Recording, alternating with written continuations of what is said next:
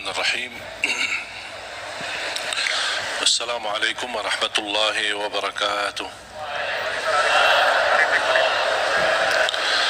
الحمد لله رب العالمين، وأشهد أن لا إله إلا الله وحده لا شريك له ولي الصالحين، وأشهد أن سيدنا ونبينا محمدا عبد الله ورسوله الصادق الأمين.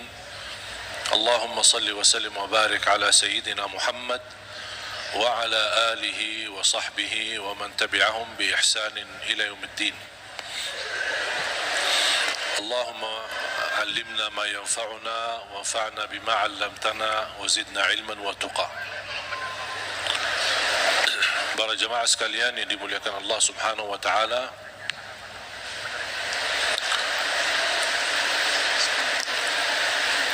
begitu luar biasa kemuliaan Al-Quran untuk kita. Kita terpilih menjadi umat Nabi Muhammad sallallahu alaihi wasallam, menjadi ummatul Quran. Quran yang abadi, Quran yang suci, dijamin tidak ada celah di dalamnya, tidak ada kesalahan, tidak ada kebatilan. Bahkan dalam lindungan Allah Subhanahu wa taala, dari bentuk makna, arti, isinya, tulisannya, halam-halamannya, dan semua dilindungi oleh Allah Subhanahu wa taala. Sebagaimana janji Allah, inna nahnu nazzalna dzikra wa inna lahu lahafizun.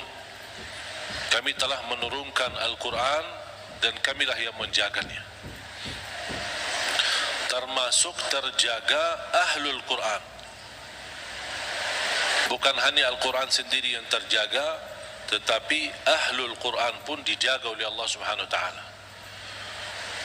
Bahkan salah satu lindungan Allah Subhanahu wa taala kepada kita melalui Al-Quran, akan dilindungi oleh Allah ahlul Quran dari siksa neraka Jahannam.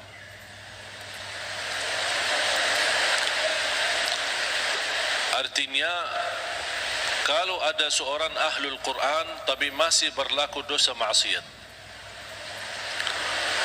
dan seandainya dihukum oleh Allah untuk masuk neraka sementara, untuk disucikan dan membersihkan dari dosa dan maksiat, neraka pun tidak akan mampu menghanguskan kulitnya dan tidak akan mampu membakar hatinya, karena isinya Al-Quran.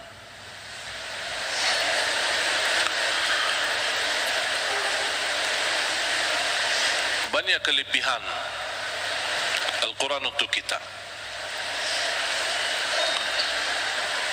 Surah yang paling agung di dalam Al-Quran suratul Fatihah. Ayat yang paling agung di dalam Al-Quran ayat Al-Kursi. Suratul Fatihah, kalau boleh saya artikan dialog sama Allah, berdialog dengan Allah. Setiap satu ayat kita baca, Allah jawab kita. Makanya disunnahkan kalau kita baca suratul Fatihah, jangan disambungkan ayatnya. Setiap ayat berhenti. Sebagaimana dijelaskan oleh Siti Aisyah radhiyallahu anha, karena Rasulullah SAW idza qara'a al-Fatihah kana yufassiruha tafsira. Ketika Rasulullah SAW membaca suratul Fatihah, seperti dia mentafsirkan suratul Fatihah, saking pelan-pelan dan bertahap-tahap membaca ayat-ayatnya suratul Fatihah, menunjukkan beradab sama Allah Subhanahu wa taala, kehormatan, karena dia sedang berdialog dengan Allah melalui bacaan suratul Fatihah.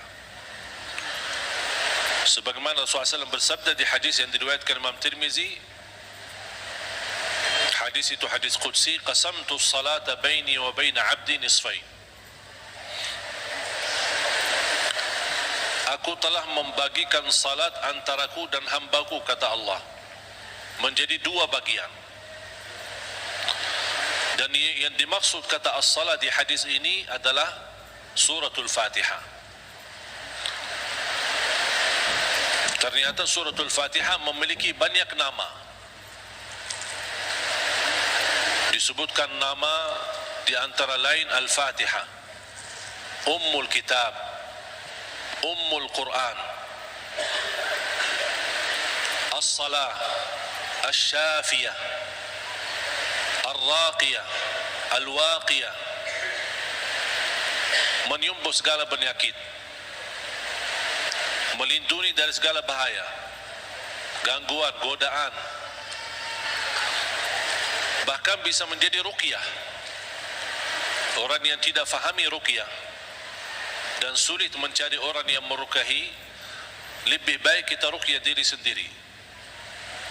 Sering orang bertanya, saya tidak faham ayat-ayat ruqyah, cukup dengan suratul Fatihah. Suratul Fatihah sudah mewakili semua ayat-ayat untuk meruqyah diri sendiri. Menjadi rutin dibaca. Boleh jadi wirid. Setiap hari kita baca Al-Fatihah 10 kali, 20 kali, 100 kali, semampu kita. Jadi wirid. Keberkahannya luar biasa. Boleh menjadi doa dalam air minum kita. Setiap mau minum air dalam botol atau gelas, kita baca Al-Fatihah, tiup di dalam air, kemudian minum. Itu menjadi obat. Biasakan anak-anak kita minum air yang sudah dibacakan dalamnya suratul Fatihah. Jangan menunggu kiai, ustaz, habib datang untuk membacakan Al-Fatihah dalam air. Kita sendiri belajar. Baca 3 kali boleh, 1 kali boleh, 7 kali boleh. Habis itu tiup dalam air, boleh 3 kali.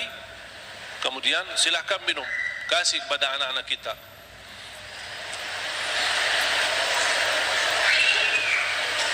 Al-Fatihah sebagai obat menyembuhkan penyakit kita. Ada yang merasa gesak di hati, merasa stres kepalanya, boleh taruh tangan yang kanan di atas kepala dan baca Al-Fatihah. Di atas dada kita baca Al-Fatihah. Itu sungguh subhanallah. Al-Quran sebenarnya seluruh isi Al-Quran itu obat. Qul huwa lilladzina amanu hudan wa shifa. Sungguh Al-Quran itu petunjuk dan obat, menyembuhkan penyakit bagi orang-orang yang beriman. Berarti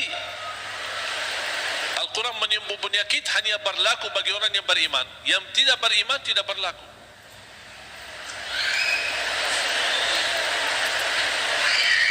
Dan banyak hadis yang menunjukkan Al-Fatihah itu sebagai ruqyah. Sebagaimana hadis Abu Musa Al-Ash'ari radhiyallahu an ketika mengobati seorang kepala kampung yang sempat sakit, kemudian dibacakan Al-Fatihah. Kemudian faka'annama nashita min iqal, sampai dia sembuh seperti tidak pernah sakit sebelumnya. Dan mereka mencerita ketika mereka pulang ke Madinah bertemu Rasulullah SAW, mereka mencerita apa yang terjadi bersama orang kampung. Di antaranya kepala kampung yang sedang sakit, dibacakan Al-Fatihah, dia sembuh.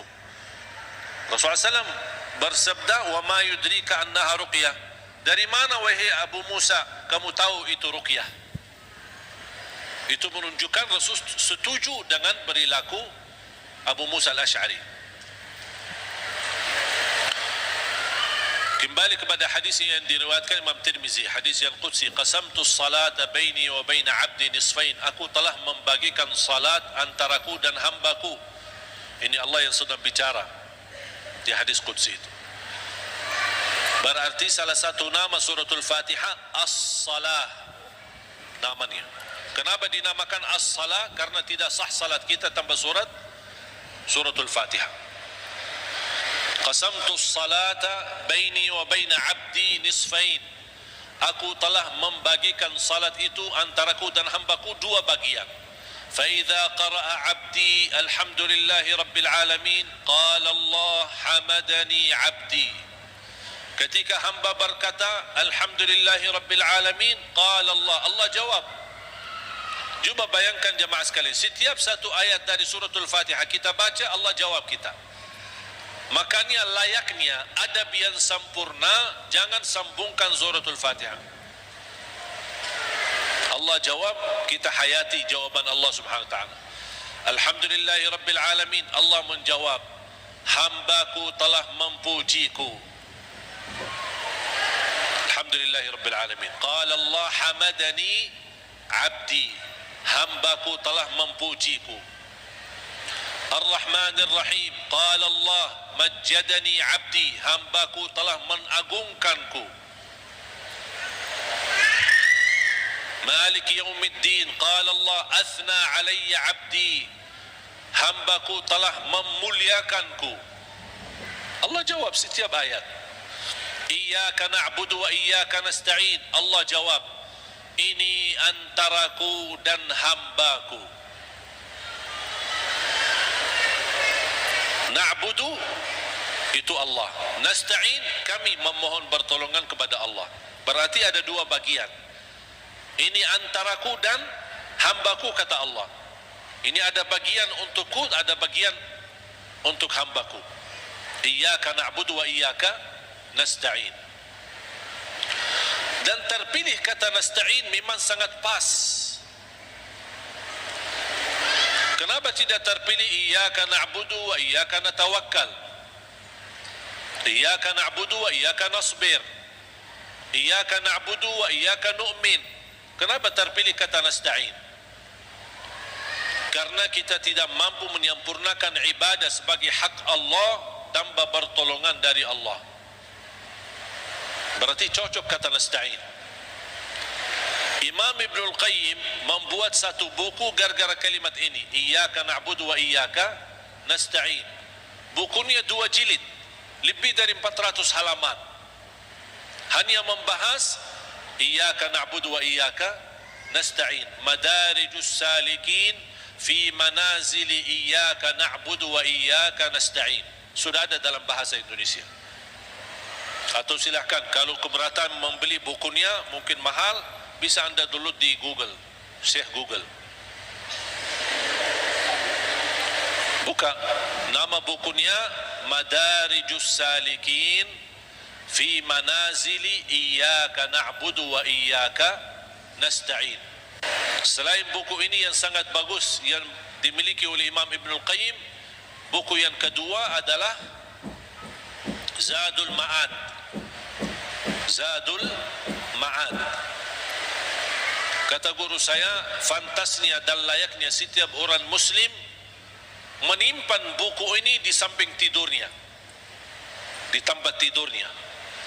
Sebelum mau tidur, baca walaupun 1 halaman dari buku itu. Kenapa? Karena buku Zadul Ma'ad termasuk buku yang terbagus membahas ibadah-ibadah dan sehari-hari Nabi Muhammad. Dan kita bisa terapkan setiap hari. Ini baca amalannya apa, ini baca amalannya apa. Gimana tidurnya Rasul, gimana ibadahnya Rasul, gimana zikirnya Rasul, gimana makanannya Rasul, gimana perginya dan jalannya Rasul. Itu semua dibahas dalam buku itu, Zadul Ma'ad. Silakan buka di Google juga. Banyak Syekh Google hebat itu, semua ada. Karya Imam Ibnul Qayyim. Kalau anda bisa beli 2 buku ini atau bisa download di internet, itu sangat bagus. Sudah ada dalam bahasa Indonesia. Iyyaka na'budu wa iyyaka nasta'in. Qala Allah, ini antaraku dan hambaku, dan apapun yang hambaku minta aku berikan. Coba gimana jawaban Allah. Iyyaka na'budu wa iyyaka nasta'in, ini antaraku dan hambaku. Apapun hambaku meminta aku berikan. Habis itu apa yang diminta oleh hamba? Minta apa? Ihdinas siratal mustaqim. Tetap Allah masih jawab, ini untuk hambaku. Ihdinas siratal mustaqim. Siratal ladzina an'amta 'alaihim. Allah jawab, ini untuk hambaku. Ghairil maghdubi 'alaihim waladdallin. Ini untuk hambaku. Artinya Allah kabulkan doanya karena ini doa. Makanya kita tutupi amin. Apa arti amin? Allahumma stajib, ya Allah mohon diterima. Itu makna amin. Mohon ya Allah, terima permohonan kami. Allah menjawab, ini untuk hambaku. Artinya Allah jawab dan kabulkan doa kita. Makanya ketika kita baca Al-Fatihah, kita merasakan berdialog dengan Allah. Dan suratul Fatihah, dua macam doa ada di dalamnya. Ada dua macam doa. Doa ibadah dan doa mas'alah. Bukan masalah ya. Mas'alah. Doa ibadah dan doa masalah. Apa beda doa ibadah sama doa masalah? Ini ada dua macam doa, dan dua-duanya ada di dalam suratul Fatihah. Doa ibadah yang isinya memuji Allah tanpa meminta. Doa ibadah memuji Allah tanpa meminta, tidak ada permintaan. Contoh, Alhamdulillahi Rabbil Alamin. Apa permintaannya? Tidak ada. Cuman artinya apa? Memuji Allah. Segala puji bagimu ya Allah. Dan tidak ada kata yang terindah daripada kata Alhamdu. Karena Alhamdu sudah mewakili semua segala pujian. Artinya jemaah sekalian, kalau ada di antara kita yang tidak faham cara yang terbaik memuji Allah, tidak hafal kata-kata yang panjang dan indah, tidak hafal Asmaul Husna, aku ingin memuji Allah, cukup satu kata, Alhamdulillahi Rabbil Alamin, mewakili segala pujian. Makanya kata ini sangat luar biasa. Kalau diartikan dalam bahasa Arab, segala puji bagimu ya Allah. Artinya semua pujian bagimu ya Allah, segalanya.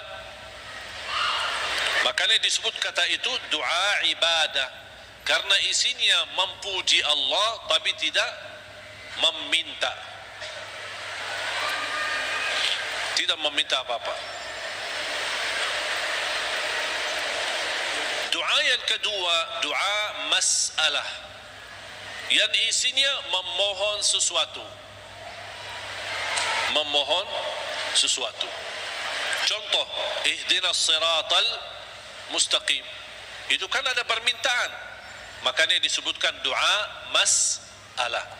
Layaknya setiap kita berdoa diawali dengan doa ibadah, baru masuk kepada doa mas'alah. Itu adab, tata cara doa. Jangan langsung mau berdoa, ya Allah ampuni ya Allah. Puji dulu. Karena Allah senang mendengar pujian hamba. Allah senang. Buat Allah senang dulu, baru minta. Dan itu sudah dibuktikan oleh suratul Fatihah. Makanya saya selalu berkata, bagi orang awam yang tidak bisa berdoa, tidak mampu doa, tidak hafal doa, atau tidak memfahami bagaimana bisa berdoa, dia cukup membaca Al-Fatihah mewakili semua doa. Karena isinya doa ibadah ada, memuji Allah tanpa meminta, dan juga ada isinya doa masalah.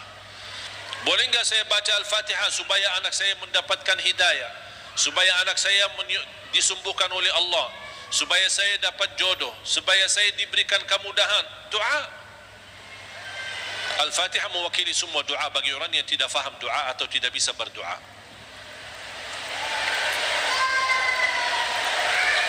Jadi diawali doa kita dengan ibadah atau doa ibadah yang isinya memuji tanpa meminta, baru masuk ke tahap yang kedua, doa masalah, memohon kepada Allah SWT. Dan juga tolong jemaah sekalian perhatikan, habis dibacakan Al-Fatihah sampai iyyaka na'budu wa iyyaka nasta'in, belum meminta apa-apa. Kita memuji Allah, mengagungkan Allah, memuliakan Allah, kemudian kita mengaku sebagai hamba Allah dengan kita ikrarkan iyyaka na'budu, itu hakmu ya Allah, dan kami memohon pertolongan. Dan pertama permohonan pertolongan kepada Allah, dan yang terbaik pertolongan yang kita mohonkan kepada Allah adalah minta hidayah kepada jalan yang lurus. Jemaah sekalian, ayat Al-Fatihah disusun itu betul-betul rapi, tidak sembarangan kata-kata yang terpilih, termasuk meminta hidayah.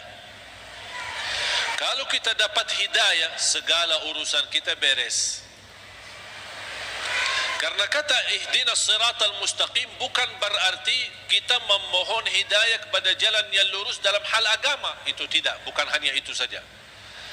Tapi ihdinas siratal mustaqim dalam mengurusi rumah tangga, ihdinas siratal mustaqim dalam mendidik anak, ihdinas siratal mustaqim dalam mencari nafkah dan rezeki, ihdinas siratal mustaqim dalam kehidupan kami sehari-hari, ihdinas siratal mustaqim dalam beribadah, ihdinas siratal mustaqim dalam ikhlas, ihdinas siratal mustaqim dalam sabar, ihdinas siratal mustaqim dalam syukur.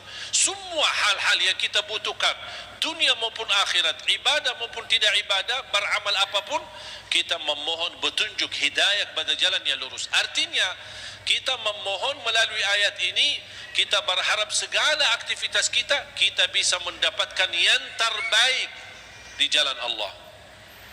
Ihdinas siratal mustaqim, berilah Allah petunjuk kepada jalan yang lurus, yang terbaik.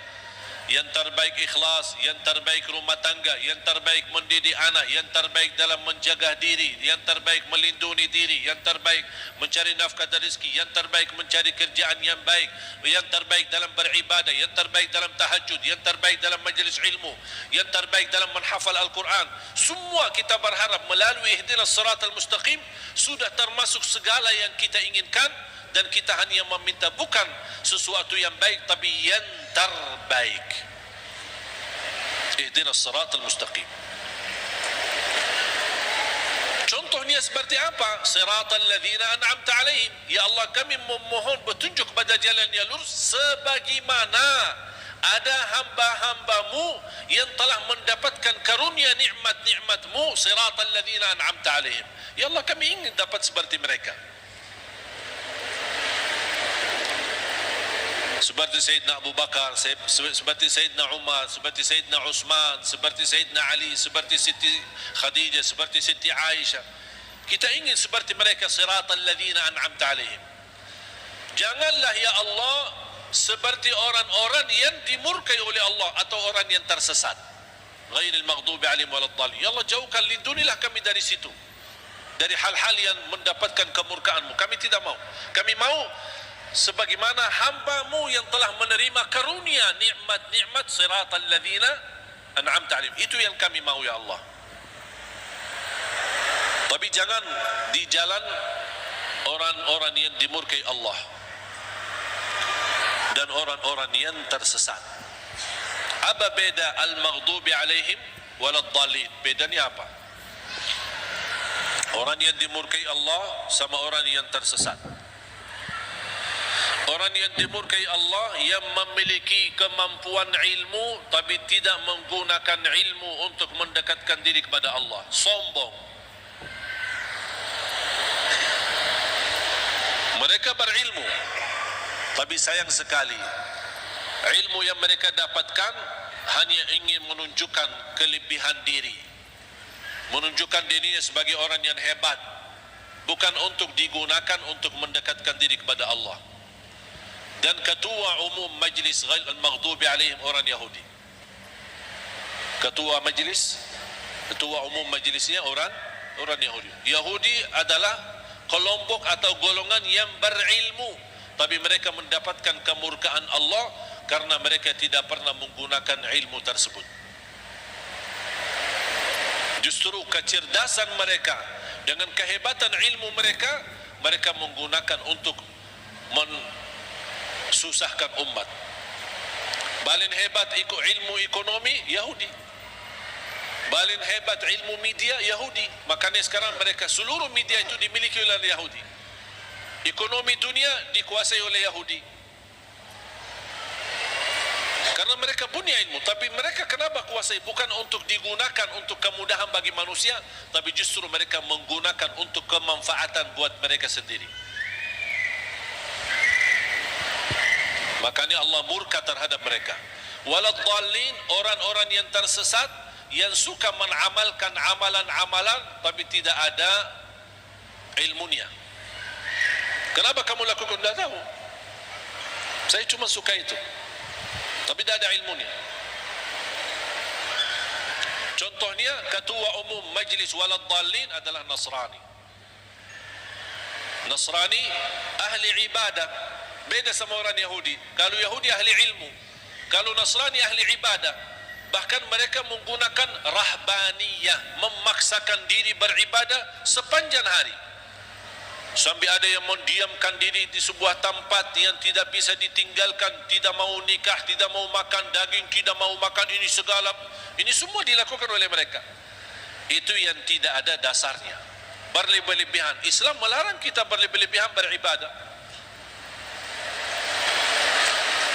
Sebagaimana ada 3 orang ketika datang ke Madinah mendengar betapa ibadah Rasulullah SAW, sambil salat tahajud, sambil bangka kakinya. Kita pernah enggak bangka kaki kita? Pernah, ketika begal, capek, urus dunia, bukan karena tahajud. Bagaimana SAW puasanya, gimana SAW tahajudnya, gimana SAW ibadahnya.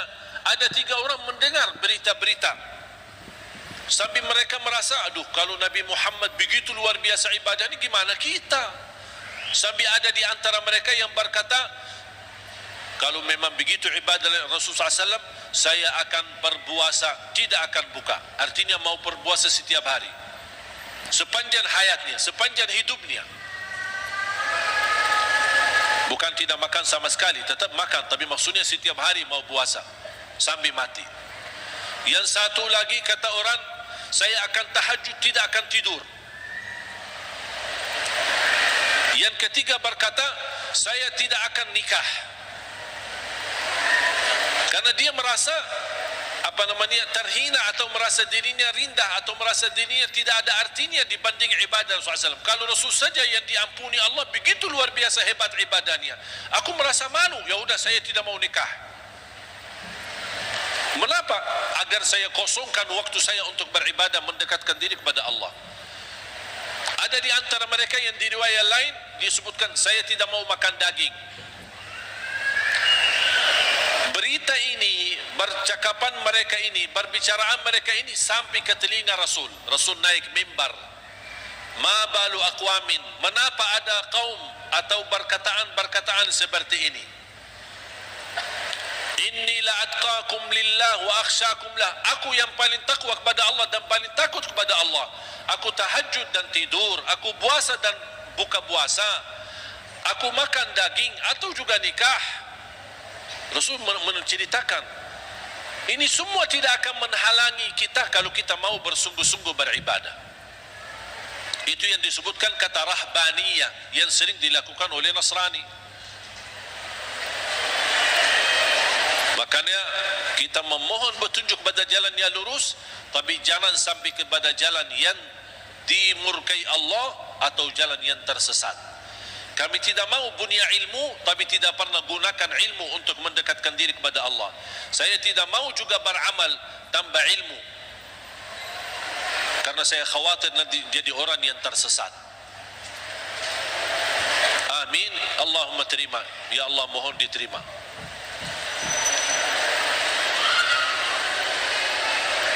Oleh karena itu jamaah sekalian dimuliakan Allah Subhanahu wa taala,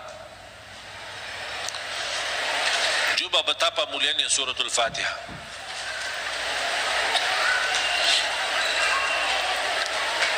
Saya hanya menyampaikan sejarah singkat. Saya belum membahas sejarah detail. Mulai dari Bismillahirrahmanirrahim, mulai dari Alhamdu, bagaimana, kenapa ada al, dan apa arti daripada al, kenapa terpilih Alhamdulillahirabbil alamin menjadi ayat yang pertama. Ada juga berbeda pendapat, Bismillahirrahmanirrahim adalah ayat yang pertama. Makanya kalau sebagian ulama menganggap Bismillahirrahmanirrahim ayat yang pertama, makanya dijahar dalam salatnya. Karena kita perhatikan rata-rata Al-Quran itu selalu Bismillahirrahmanirrahim. Al-Fatihah ada ayat nomor 1. Dibandingkan Bismillah di surah yang lain tidak ada angka. Betul? Karena itu berbeda pendapat antara ulama. Apakah Bismillah itu salah satu ayat dari suratul Fatihah atau tidak? Walaupun sebagian besar memilih Bismillah salah satu dari surat Al-Fatihah, sebagian besar. Sebab ayat suratul Fatihah ini Bismillah, apakah ayat pertama atau tidak, muncullah persoalan yang kedua, apakah boleh jahar atau tidak. Kalau tidak dijahar, tetap boleh atau tetap mewajibkan atau membaca Bismillah. Bagi orang yang suka baca sir, tetap baca Bismillah, karena dia sebagian dari surat. Jangan Allahu Akbar baca doa iftitah langsung Alhamdulillahi Rabbil Alamin. Mana Bismillahnya? Tetap dibacakan walaupun sir, tidak dijahar. Menurut saya bagi soal jahar atau sir tidak masalah. Keras suara atau tidak keras suara tidak masalah. Bagi saya tidak masalah. Dan saya selalu sesuaikan. Masjid yang suka keraskan suara dengan Bismillah, saya suka tanya kalau diminta jadi imam. Kalau jahar Bismillah, saya jahar. Kalau disirkan, tidak dikeraskan, saya tidak keraskan. Qunut subuh, kalau dia masih bagi qunut subuh dan saya diminta jadi imam, saya bagi qunut subuh. Kalau masih tidak bagi qunut subuh, saya tidak bagi qunut subuh. Saya tidak suka maksa. Tak, saya tidak mau qunut subuh. Kalau saya jadi imam, saya tidak mau qunut subuh. Kenapa? Ini bidah, ini sesat semua. Nah. Gampang, alhamdulillah, hal berbeda, tidak masalah. Yang saya paling suka masjid netral. Ketika saya masuk masjid, saya suka tanya ketika diminta jadi imam, karena mereka berharap mudah-mudahan ini. Padahal saya suka mundur, saya tidak mau jadi imam karena pensiun jadi imam. Tapi kadang-kadang jamaah mengharapkan, barangkali niatnya mengharap berkahnya, mengharap apalah gitu. Akhirnya saya harus turuti permintaan mereka. Tapi saya suka tanya, jahar Bismillah atau tidak, qunut subuh atau tidak, habis salat zikir atau tidak, doa atau tidak. Bisa disesuaikan, karena ini semua hal berbeda pendapat. Saya suka masjid netral. Ketika saya tanya, bebas. Mau jahar boleh, tidak jahar boleh, qunut boleh, tidak qunut boleh, bebas kami, tidak masalah. Kita ikuti imam. Yang penting kita salat. Dan itu yang kita perlukan, masjid yang netral, tidak fanatik, supaya kita bisa bersama-sama.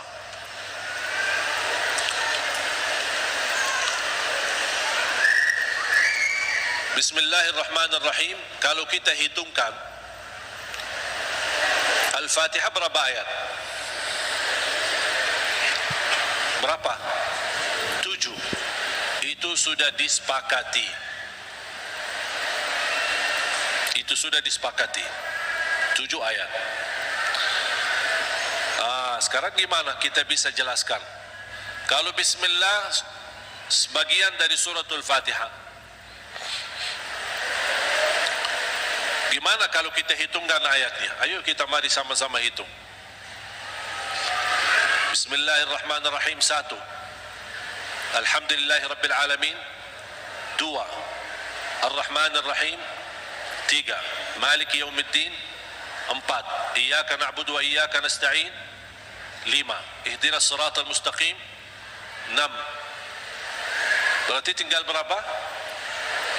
1 ayat. Siratal ladzina an'amta 'alaihim ghairil maghdubi 'alaihim waladdallin 1. Berarti jadi berapa? 7. Bagi ulama yang berpendapat Bismillah tidak sebagian dari suratul Fatihah, tidak dihitung sebagian dari ayat suratul Fatihah, berarti ayo coba kita hitung. Kalau dikeluarkan Bismillah, mari kita hitung ayat pertama apa? Alhamdulillahi Rabbil Alamin 1. Terus Ar-Rahman Ar-Rahim 2. Terus 3. 4. 5.